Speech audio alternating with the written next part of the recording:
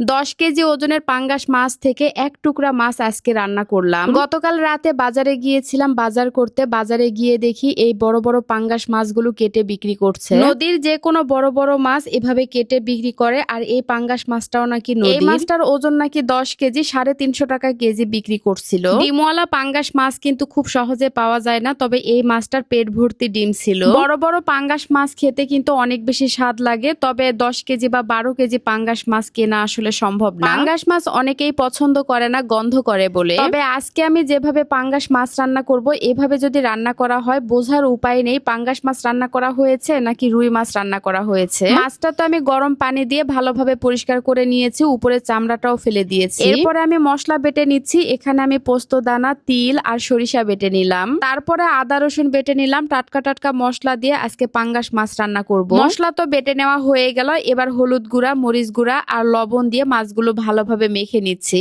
এক টুকরা মাছ আমি ফ্রিজে রেখে দিয়েছি, আর আজকে এই এক টুকরা মাছই আমি রান্না করব। মাছগুলো মশলা দিয়ে আমি 10 মিনিটের জন্য রেখে দিয়েছিলাম। এরপরে কড়াই সরিষার তেল দিয়ে এখন ভালো করে ভেজে নিব। পাঙ্গাস মাছ অনেকেই পছন্দ করে না, তবে পাঙ্গাস মাছ কিন্তু আমার ভীষণ পছন্দের। এই মাছটা খাই কিন্তু সবাই, তবে বলার সময় হয়তো লজ্জা লাগে তার পাঙ্গাস মাছ পছন্দ। যাই হোক, মাছগুলো ভেজে উঠিয়ে নিলাম। এরপরে কড়াইয়ে বেশি করে পেঁয়াজ দিয়ে দিলাম। পেঁয়াজগুলো হালকা করে ভেজে নিয়ে এখন মশলাগুলো দিয়ে দিচ্ছি। প্রথমে আদা রসুন বাটা দিয়ে দিলাম, এরপরে মরিচের গুঁড়া, হলুদ গুঁড়া, জিরা গুঁড়া, ধনিয়া গুঁড়া, লবণ দিয়ে দিলাম। বেটে রাখা তিল, পোস্ত আর সরিষাও দিয়ে দিলাম। পোস্ত এবং তিল দিয়ে আপনারা কখনো পাঙ্গাস মাছ রান্না করে খেয়েছেন কিনা অবশ্যই জানাবেন। আমি কিন্তু এর আগে একদিন রান্না করেছিলাম, রান্নাটা ভীষণ স্বাদ হয়েছিল। যাই হোক, মশলাগুলো কষিয়ে নেওয়ার পরে মাছগুলো দিয়ে দিলাম, একটু নেড়ে চেড়ে ঝোলের জন্য পানি দিয়ে দিলাম। এই পানি দিয়ে রান্নাটা হয়ে যাবে। একদিন থেকে পোড়া পেঁয়াজ রসুনের ভর্তা খেতে আমার খুব ইচ্ছে করছিল, তাই আজকে পোড়া পেঁয়াজ রসুনের ভর্তা বানাবো। কিছু রসুনের কোয়া আমি এয়ার ফ্রায়ারের মধ্যে দিয়ে দিলাম, সুন্দর করে রসুনের কোয়াগুলো ভাজা হবে। রসুনের কোয়াগুলো দিয়ে আমি এখানে 10 মিনিট টাইম সেট করে দিলাম, তবে 10 মিনিট সময় লাগবে না। 7 থেকে 8 মিনিটের মধ্যেই কিন্তু রসুনগুলো ভাজা হয়ে গেছে, আর ভিতরে দেখেন কতটা নরম হয়েছে।